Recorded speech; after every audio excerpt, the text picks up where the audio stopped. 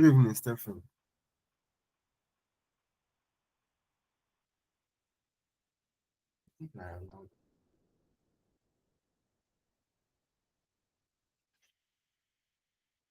Good evening, Stephen. How are you doing?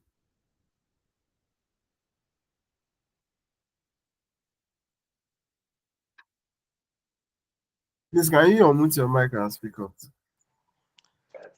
Doing well.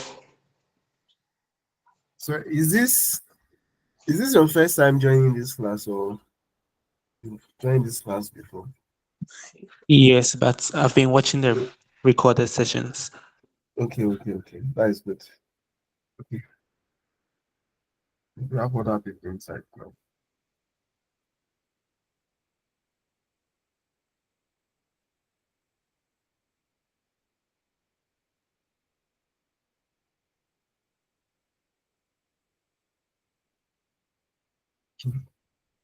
So we have Felix on the call now. So I think we can just start proper. There's no need to waste time.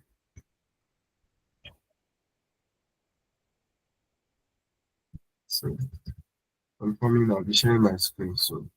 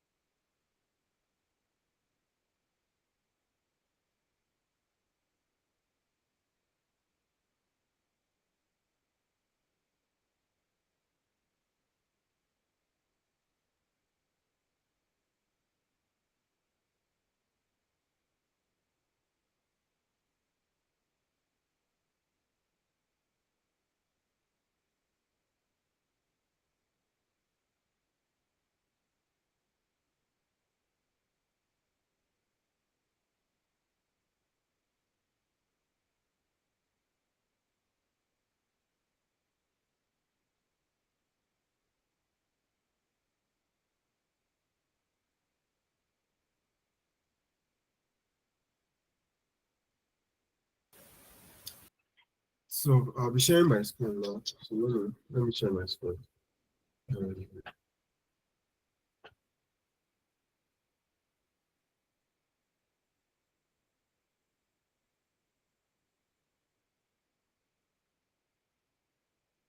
So I hope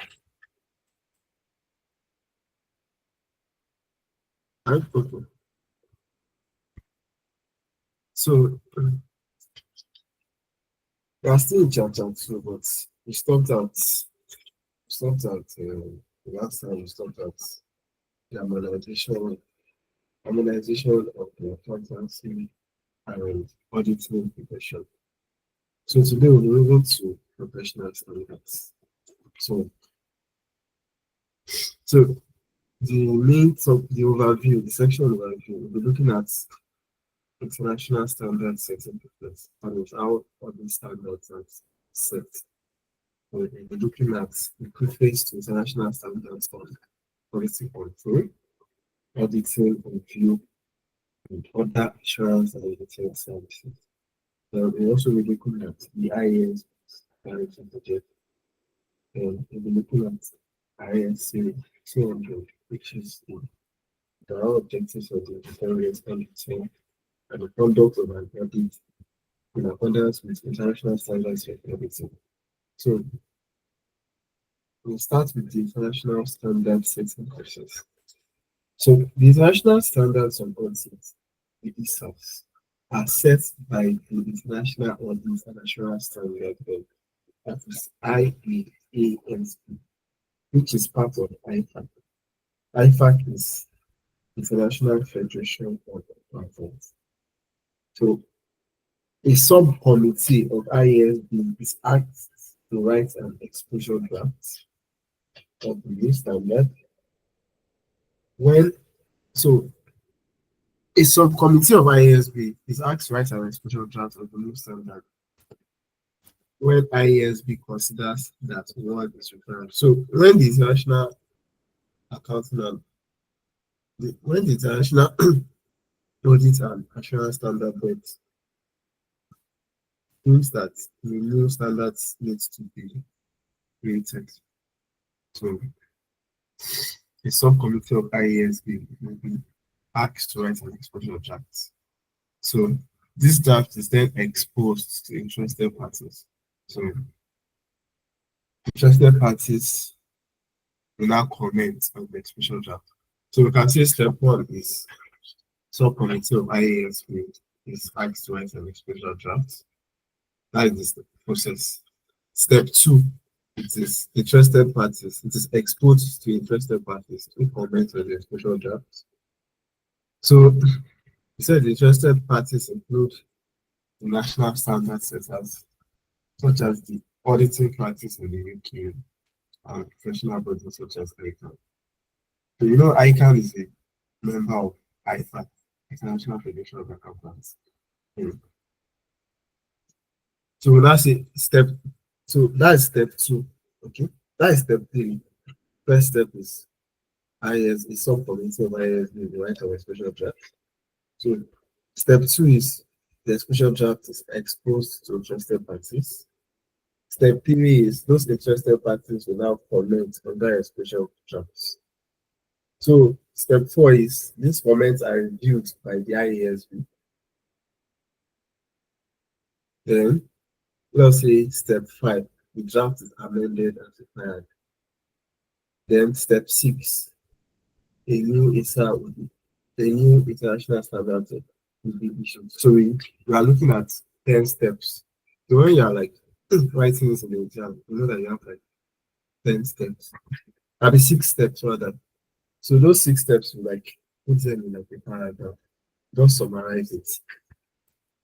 So you know that step one, the first paragraph is subcommittee of IASB is expected, is asked to write an exposure draft of the new standard. Step two is the exposure draft is the exposure draft, the draft is exposed to interested parties. Step three is interested parties will comment on the exposure draft. Step four is the comments are reviewed by the IASB. Step five is draft is amended as required. Then step six is the international standards of audit. So I hope you understand this 6 steps as I've summarized it. Hello guys, I hope you understand this statement. You don't have to summarize it. I just need your input to know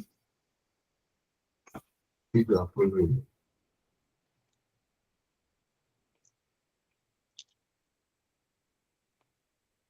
Hello, me. Yes, I can hear you. Um, it's still showing at the initial part, not the steps. I'm seeing section 2.1. You are seeing section 2.1. Okay, yes. It is that, it's still that, it's still that, it's still the process. I just, they didn't write it based on step one, step two, step three. I just read it and I now like created, I just intentionally like really broke it down into 6 steps. It's not like they wrote it there. It's just that they just wrote everything down. You get what I mean? They just used 2 paragraphs then to summarize everything. Okay, so 3 paragraphs to summarize it. I was the one that broke it into 6 steps. You get now?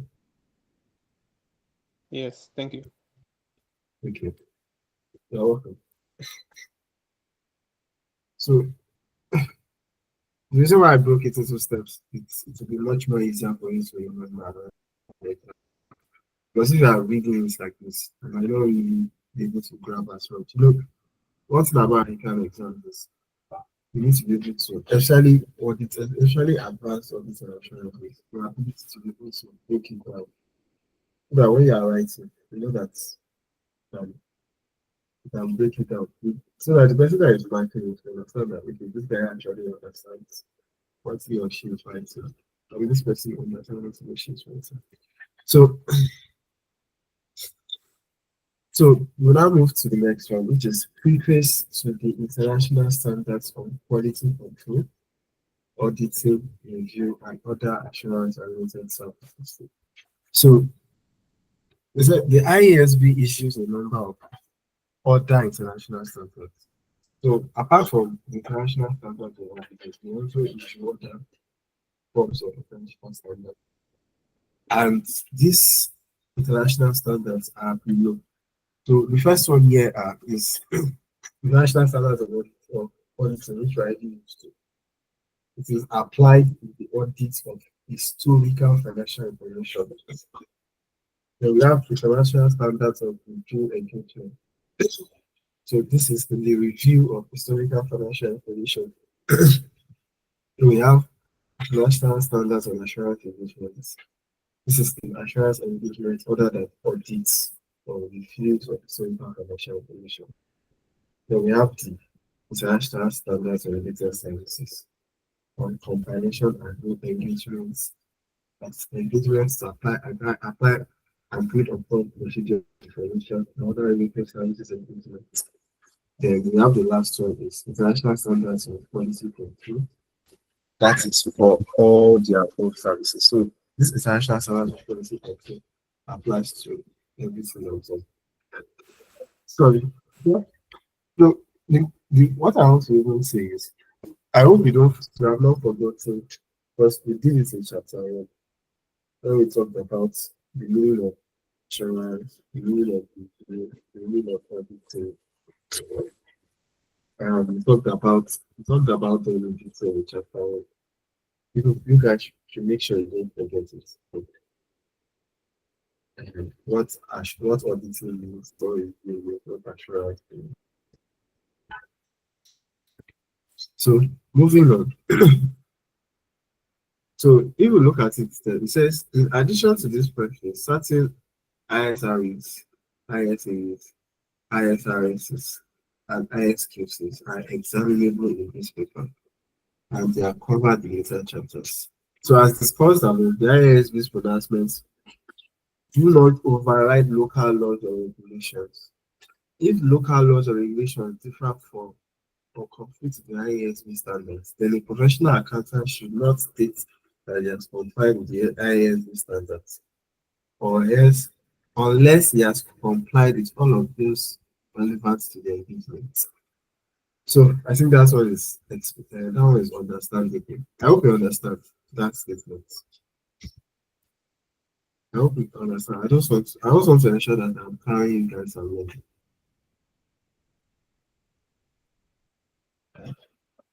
Felix, I hope you are in this class. Hello, Felix. Please, are you in this class? I know Stephen is following, but Felix, I've not heard from you. So the time you have been in this class. Anyways, let's move on. So,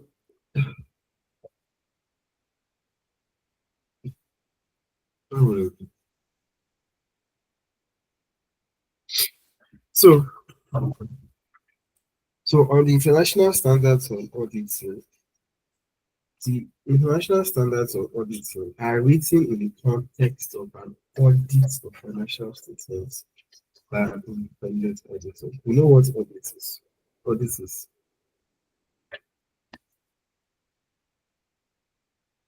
is independent examination of the financial statements and independent auditor or examination of financial statements for an independent auditor. And they are to be adapted as necessary when applied to the audits of other historical financial statements. So they said every ISA contains an introduction, objective, definitions if necessary, requirements which are shown by the word shall and to be applied as relevant to the audit. Then we have application or other explanatory material which is for guidance only. And they said this structure arose out of the work carried out as part of the IASB's clarity project. So they're saying that this every international standard and auditing will contain this is it 5 things. Just like our normal international accounting standards, we need to have for some of those standards to have the recognition, to have the recognition criteria, to have measurement criteria. So this is for ISAS, this for international ISAS, only use ISAS. For this international standards and auditing, these are the what is contained. Like these are what are these are the elements of international standards and auditing. So the next one is international standards of quality control. So international standards of quality control apply to all services carried out under the IASB's of standards. That is ISAs, ISREs, ISAEs, and ISRS, which we have talked about already. So other international standards. So these other international standards follow the format of the original ISAs. They contain basic principles and essential procedures identified on both sides by the World Shoe and related guidance in the form of explanatory and other material, including appendices. The basic principles and procedures were the following. In exceptional circumstances, however, a professional accountant may judge it necessary not to follow a relevant essential procedure in order to achieve the objective. In these circumstances, the auditor must be prepared to justify the departure from the requirements of the standard. So I hope you understand that part. It says in a case where a professional accountant does not follow a essential procedure, he must be ready to justify the departure. He must be able to justify him not using that essential procedure. So look to professional judgment. The nature of the international standards requires professional accountants to exercise professional judgment in applying them. So next, we move to the IASB strategy projects. So in October 2008, this is more about history. So we just quickly brush through it. So in October 2008, the IASB issued a final clarity project object, slightly ahead of December 2008 date, by which the last of the clarified ISAs was to be approved by the public interest oversight body. The clarified ISAs came into effect for audits of financial statements beginning on or after 15 December 2009.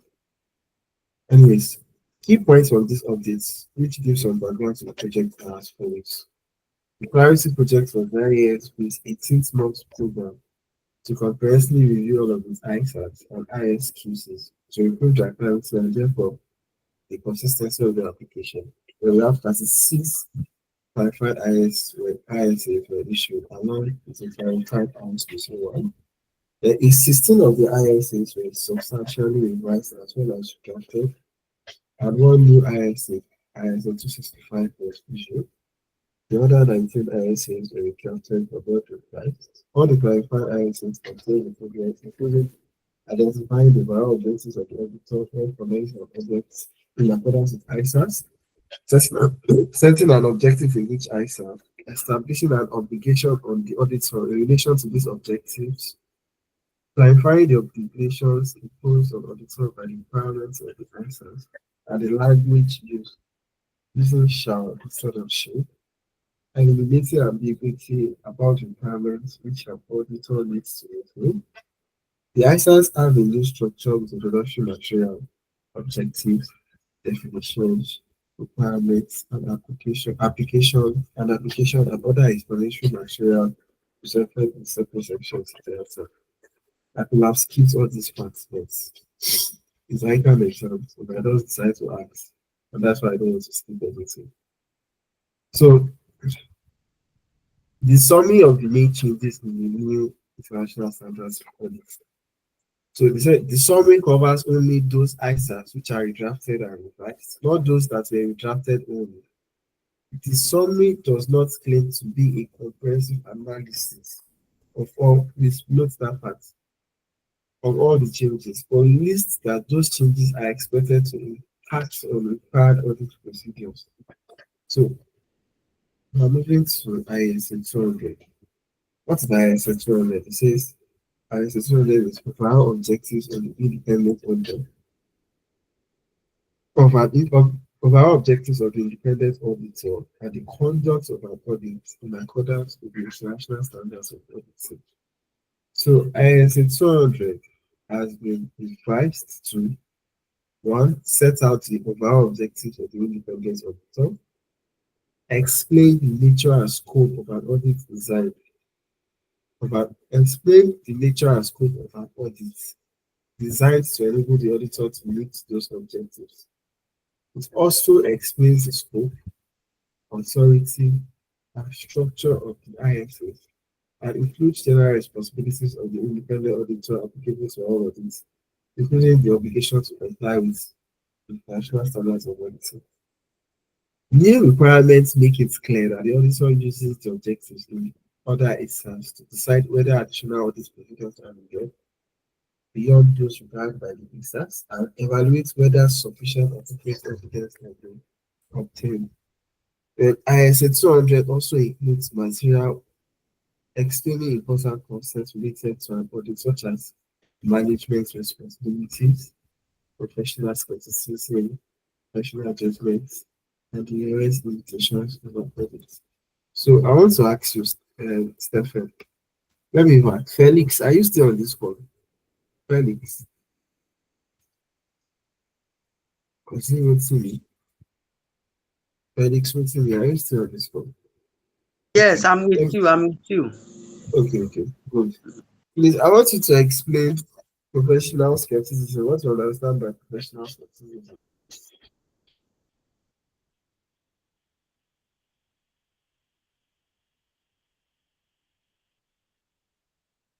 I want to ensure that at least we are participating in this class. Felix, please, can you explain what you understand by professional skepticism and why it is important for an auditor to have able to exercise professional skepticism?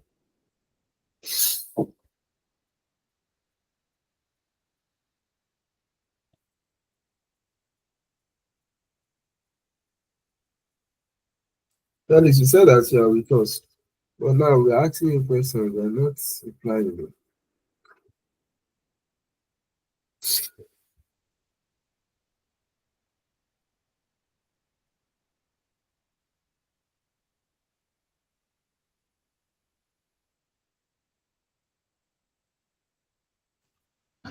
So, come on, guys, just give me like 5 minutes. Let us just go to that. So, please, charge you.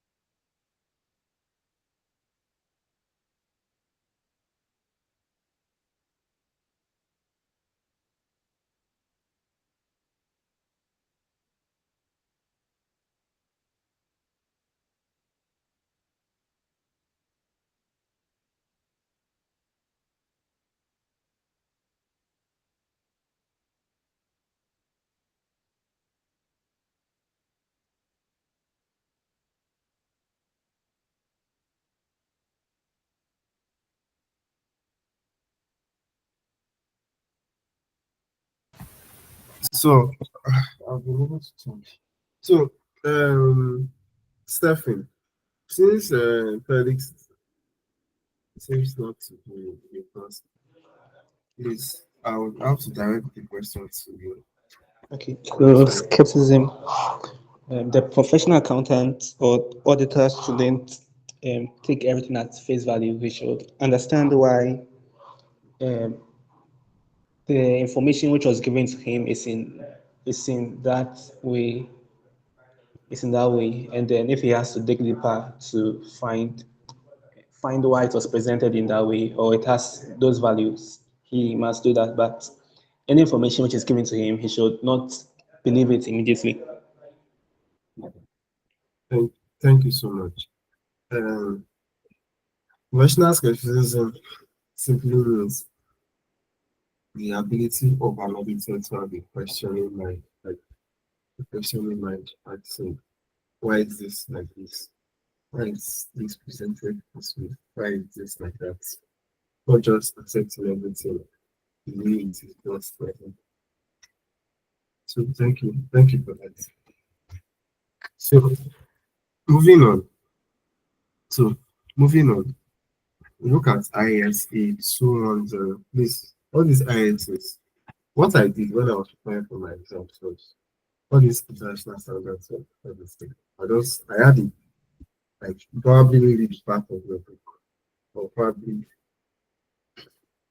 you get maybe it's what is the name of that small note? Is it 2D or 3D? That's 20 leaves.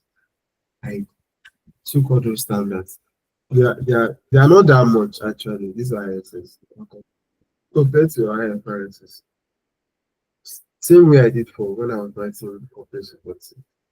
I had a separate before I put all those standards. But this for this ISS, you don't need a big group. Even the 20 leaves will be too much. So you can just have the 20 leaves on it. Or maybe the back of the study your book, write all those standards there. So that it will be like a revision guide. When you want to do revision, you know that you have a place where you have all those standards that those go back to. So this is we've done ISA 200. We've done maybe ISA 265 or 20. This is ISA 210. So what is ISA 210? ISA 210 is agreeing terms of audit engagement. So it says that the auditor is now required to perform specific procedures to establish whether the conditions for an audit are present. This includes, sorry, apologies. Somebody's calling me.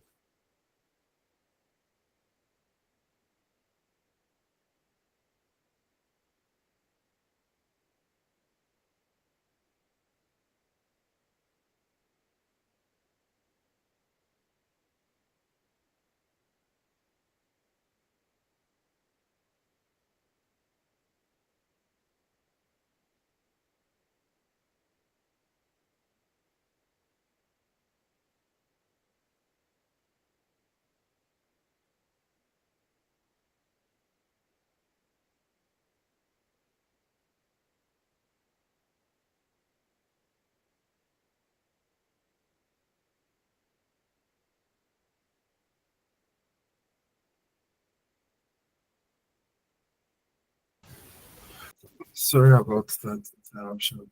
It's very important. But let's just continue. So,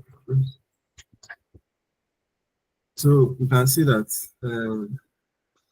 obtaining, so we can see that okay, we're at ISA 210, which is agreeing in terms of audit engagement. So he said the auditor is not required to perform specific procedures to establish whether the conditions for an audit are present. This includes determining whether the financial reporting framework to be used is acceptable, obtaining management information that it understands its responsibilities for preparing financial statements in accordance with the applicable financial reporting framework, including giving a true and fair view, implementing internal controls and enable the preparation of financial statements and approve and material statements, Then providing the auditor with access to all relevant and all additionally requested information and all restricted access to employees.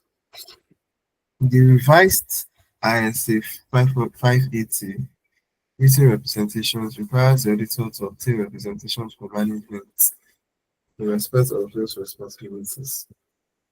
CBO. So ISA 260. I think all these things are just there are stories, and stories, but you need to just be able to study them more. That's the remember them. So ISA 260 is communication with those charged with government. So in every organization, there will always be people who are charged with governance. And that's why every organization must have like a corporate governance structure. So corporate governance is simply the way organizations are managed and controlled.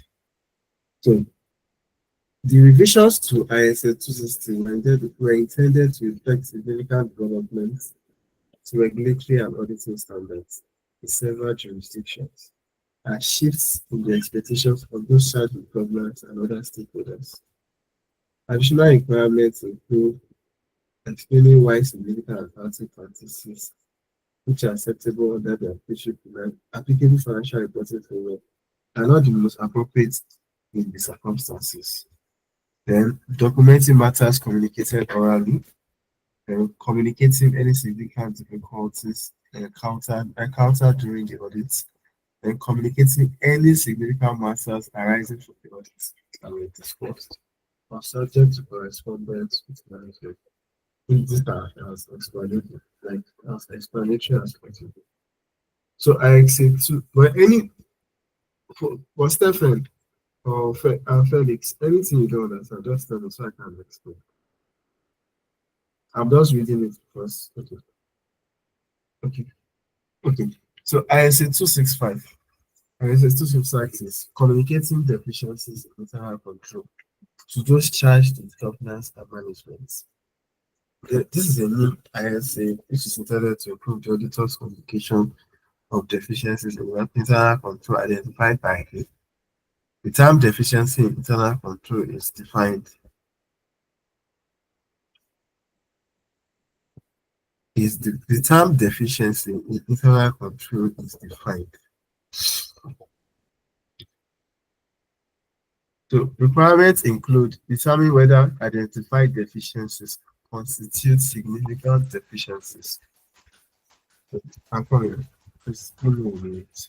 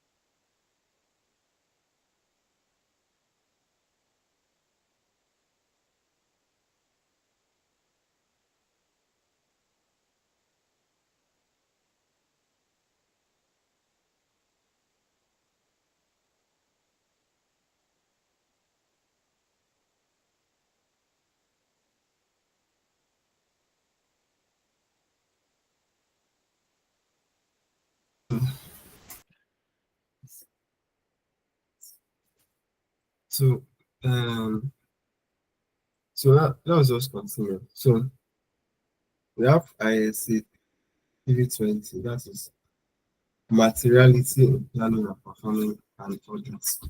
So Stephen, do you remember what materiality means? I just need your response. It's it's an amount or an action which will affect um, the users of the financial statement judgment. Thank you. It's a significant amount. For example, now, like a big firm, right? Let's look at a corporate corporate organization. A corporate organization that their profit is like 100 million. Yeah. A loss of 10,000 naira, or let's say they lose 10,000 naira. Let's say a loss of 10,000 naira. What's of it's not really material. It's not really significant. Yes. You look at 10,000 naira compared to 100 million naira. Very kind of insignificant. But to a firm let's say a small business where the whole profit is like 50,000 naira, and you're having a loss of 10,000 naira, that's very material to that kind of small business. So ISA 320 is talking of materiality, planning and performing an audit. So in revising ISA 320, the International Audit and Assurance Standard Board updated the definition of materiality to make it clear that materiality depends on the size and nature of an item, judged in the surrounding circumstances. It also introduced guidance on the use of benchmarks for the initial setting of materiality, but it did not set from the right route. And it also indicated that during the audit, the auditor should be alert for possible management factors, such that when evaluating whether the financial statement as a whole and free from material misstatements, the auditor is required to consider both uncorrected misstatements and qualitative aspects of the entity's accounting practices. So the ISB concluded that it would be better to address materiality and the evaluation of misstatements in separate ISAs, which led to the creation of ISA 450. So that was created in ISB trying to better address materiality. It led to the creation of another international standard, ISA 450. So these new requirements include determining a lower amount called the performance materiality. Don't forget that word, performance materiality, for the purpose of assessing risks and deciding on appropriate audit procedures. Then also revising materiality during the audit if the auditor becomes aware of information that will have caused them to initially have set a different threshold, and specific documentation requirements for thresholds determined by changes made during the audit. So we have ISA 402. So ISA 402 is audit specifications relating to an editing using using a service organization. So ISO 402 was revised to reflect the increased use of service organizations, the need to bring the answer in line with the risk assessment ISS.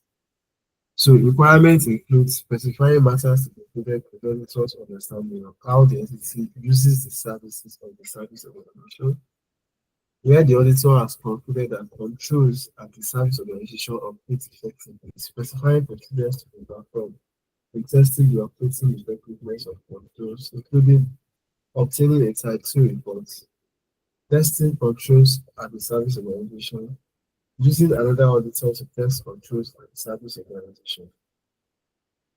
Another requirement is specifying procedures to perform if the auditor plans to use a report from another auditor as audit evidence. Look at that, using an auditor using the report as auditor, including being satisfied with the other auditor's professional competence and independence and the standards for local and procedures to determine whether a Type 2 report provides sufficient evidence about the effectiveness of complaints at the service of the. So ISA 450, we have ISA 450, which is evaluation of misstatements identified during the audit. We understand what misstatements are. Misstatements are like the errors. Misstatements are like errors. So As explained above, as explained above, ISA 450 is a new ISA, which arose from the revision of ISA 320 on audit materialism. So don't always forget. So on that audit materialism, which we're talking about, there are a number of new requirements which include accumulating all identified statements other than those that are clearly trivial. You know what do you understand what it means? What trivial means? Do you understand what that English means? Trivial.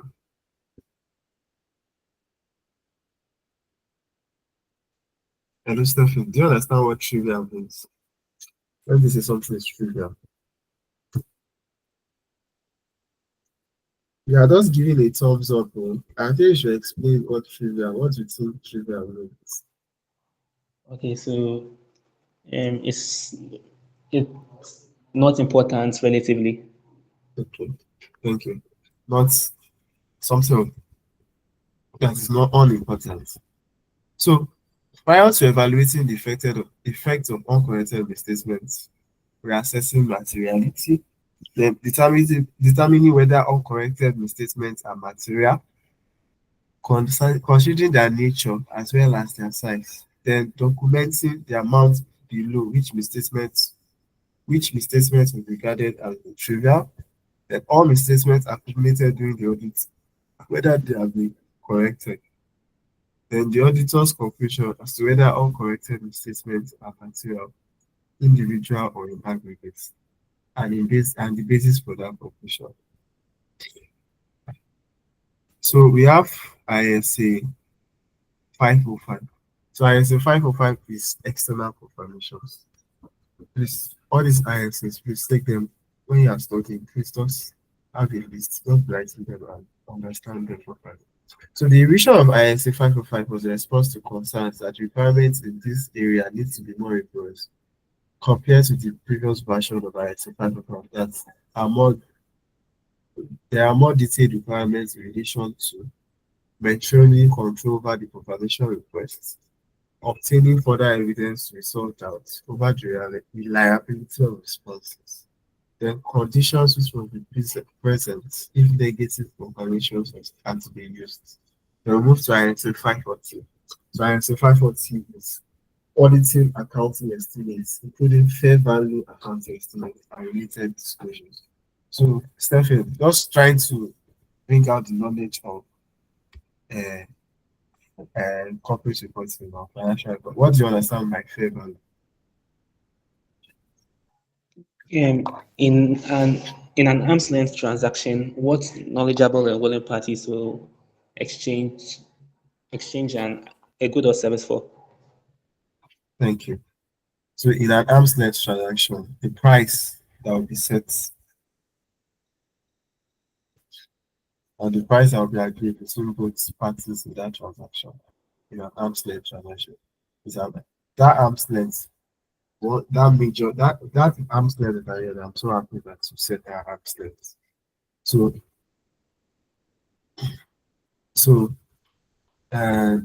I say 450, 540 was revised in order to improve the rigor of the auditing of accounting estimates, particularly in view of the potential for management bias or earnings management by manipulation in this area. The revised ISA introduces requirements for greater rigor and skepticism in this area. It provides standards and guidance on what constitutes misstatements and on indicators of management bias, then focuses work on areas of estimation, uncertainty, and risks, aligns more closely with the audit risk model. Then new requirements include obtaining an understanding as to how management identify the need for accounting estimates and how they make those estimates. Then reviewing the outcome of accounting estimates with the prior periods. Then evaluating estimation of uncertainty and whether our estimation of uncertainty leads to significant risks. Then for identifying significant risks, evaluating how management has considered alternative assumptions or outcomes. obtaining sufficient appropriate evidence about whether management decisions are in accordance with the applicable financial reporting framework, evaluating the adequacy of disclosure of the estimation or certainty, then reviewing management judgment and decisions in order to identify possible management bias. So, Stephen, I'm sorry, I have something very important to do. So this class we end by 8 p.m. today, unlike the usual 9 p.m. So uh, please bear with me. Hopefully by next week we continue. So ISA 550, talk about related parties. So Stephen, from your understanding about related, what do you understand by related parties? Just a brief explanation.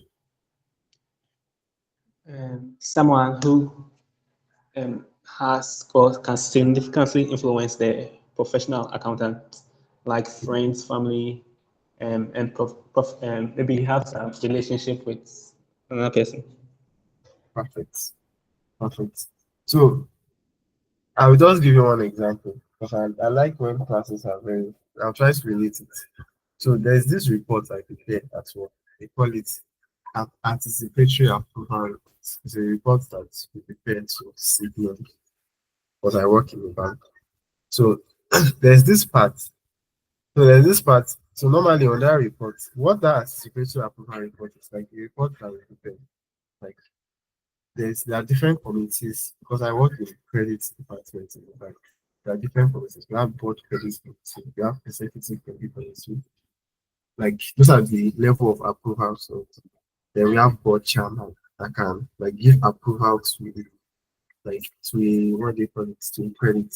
So there was a part when I was preparing the reports, there was a part where because Elumelu is the board chairman. So so there was a facility by health insurance. And even let's say Tony Elumelu is also like the major is like the board of is the board chairman for health insurance, not UBA health insurance, Tony Elumelu Foundation. So there was this credit that one of his subsidiaries gets, one of his own companies now got from. So he does not have the right. So normally he will normally approve. So when I prepare the report, I know that this thing should be approved by. So that kind of thing now, it cannot give approval. It's the approval has to come from a non-independent director, not him. So that is to show that related parties, you get that is show this issue of related parties. But imagine like when I saw that kind of thing when I saw that thing, like when I was looking through the credit facility and I saw it, I could now understand why. Thank God I did auditing because thank God I did auditing. That's why wherever you will find yourself, you get you might not even probably you might not end up working at an auditor. I end up working at or something. But all this knowledge that you learn will follow you wherever you go. Now when I was preparing that report, if I did not remember if I did not like understand what is related parties meant, I'll probably have put to the this confirmation to get approval to but in real sense, the Olumelu cannot be approving credit from his own company. So that stuff had to be approved by a non-independent director, somebody else apart from him. So just back to this definition here. So back to our let's move on from what we were talking about. Let's back to the material. So ISA 550 was revised in response to recent major public scandals like Aaron and World Cup. So you can read more about that. I think for World Cup, I think for World Cup, there were like for World Cup, I think what happened for World Cup is they were classifying the they were sure classifying something that was not meant to be. They were classifying it in a wrong way. And it led to a serious scandal. And it involved related parties. Then you can read more about it to know more about related parties. So it talks about a need to focus more on risk-based approach to align with other ISAs. The revised ISA 50C, which also seeks to assist auditors with difficult tasks of identifying related parties and only close related party transactions. So the new requirements include considering the susceptibility of financial statements to material misstatements due to fraud or error arising from the entity's related party relationships and transactions, and obtaining an understanding of the controls put in place to identify, account for, and disclose related party relationships and transactions, and to approve significant transactions outside the normal course of business. Then treating significant related party transactions as giving rise to significant risks. Then specifying procedures to be performed if the auditor identifies related parties or significant related party transactions that management has not previously disclosed to the auditor. Then specifying procedures to be performed for significant related party transactions outside the normal course of business. And the last but not least, obtaining sufficient appropriate evidence about the management assertion that related party transaction was conducted on normal financial terms. So we've gone through almost everything. So we are just going to the next class we continue on ISA 580. I apologize for not ending this class 9 a.m. as it should be. But yeah, I didn't know what that showed up, Stephanie. Thank you very much for trying. Although Felix was sitting from the next. He's having enjoy the rest of the day. Thank you very much. So see you next week.